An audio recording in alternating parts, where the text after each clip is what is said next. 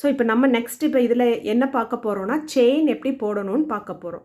So இதை வந்து கொஞ்சம் லூஸாக விட்டுருக்கணும். எதுக்குன்னா நம்ம இந்த யானை வந்து சுற்றி சுற்றி இந்த லூப் வழியாக தான் இழுத்துட்டு வருவோம். ஸோ அது ஈஸியாக இருக்கிறதுக்காக தான் நம்ம இதை வந்து கொஞ்சம் லூஸாக விட்டுருக்கணும். ஸோ இப்போ செயின் எப்படி போடுறது அப்படின்னா, ஸோ இந்த நூல் இருக்கு இல்லையா, இந்த நூலை இந்த ஹூக் மேலே வச்சு இந்த நூலையும் ஹூக்கையும் இப்போ பார்த்தீங்கன்னா இந்த ஹூக் இப்படி டேர்ன் பண்ணி அந்த இப்போ இந்த ஹூக்கோட பாயிண்டர் வந்து நம்மளை பார்த்து இருக்கணும். ஸோ இந்த லூப் வழியாக இப்படியே நீங்கள் புல் பண்ணணும். இதுக்காக தான் அதை கொஞ்சம் லூஸாக விடணும் அப்படின்னு சொன்னது.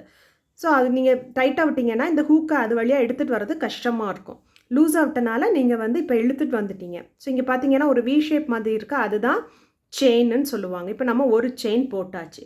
அடுத்த செயின் எப்படி போடுறது, அதே மாதிரி தான் இந்த நூலை வந்து இந்த ஹூக்குக்கு மேலே இப்படி வச்சுட்டு திருப்பி இந்த ஹூக்கை வந்து நம்மளை பார்க்குற மாதிரி இப்படி நீங்கள் திருப்பி இந்த நூலை வந்து இழுத்துட்டு வரணும்.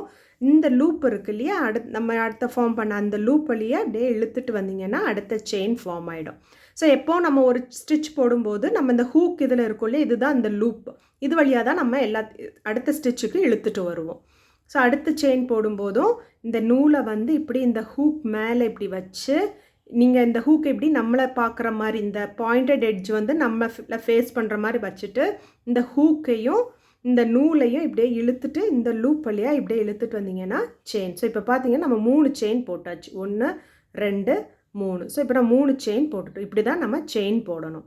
எப்படின்னு பார்த்தீங்கன்னா இந்த நூலை இந்த ஹூக் மேலே இப்படி வச்சு இந்த நூலையும் இந்த ஹூக்கையும் இந்த லூப் வழியாக இப்படியே நீங்கள் இழுத்துக்கிட்டு வரணும். ஸோ இதுதான் நம்ம வந்து செயின் அப்படின்னு சொல்லுவோம். ஸோ நம்ம வந்து செயின் போடும்போது இப்போ இந்த செயின் போடும்போது நம்மளோட இந்த பெருவிரலும் இந்த மோதிர விரலும் நம்ம இது மாதிரி கிட்டக்க வச்சுக்கிறோம். ஸோ இந்த 2 விரலையும் இப்படி ஸ்டிச் பக்கத்தில் இப்படி நம்ம ஒவ்வொரு ஸ்டிச் போட்டோமா திருப்பி இதை மூவ் பண்ணிக்கணும். அடுத்த ஸ்டிச் போடுறோமா திருப்பி நம்ம விரல் மூவ் பண்ணிக்கணும். இப்போ சப்போஸ் நம்ம இங்கேயே வச்சு நம்ம இப்படி போட்டோன்னா நம்மளோட செயினோட டென்ஷன்ஸ் வந்து சேஞ்ச் ஆகும். கொஞ்சம் டைட்டாக இருக்கிற பாருங்கள், இங்கே வந்து எப்படி இருக்குது, இது எப்படி இருக்குதுன்னு பாருங்கள். இங்கே வந்து டைட்டாக இருக்கும். ஸோ இங்கே டைட்டாக இருக்கும்போது நம்ம நெக்ஸ்ட் அடுத்த ஸ்டிச்சஸ் போடும்போது நம்மளுக்கு ஸ்டிச்சஸோட சைஸஸ் எல்லாமே டிஃபர் ஆகும். அதனால இப்போ நம்ம ஒரு செயின் இங்கே நம்ம போட்டோன்னா அதுக்கப்புறம் அடுத்த செயின் போடும்போது அந்த செயினை இப்படி நம்ம பிடிச்சிக்கணும்.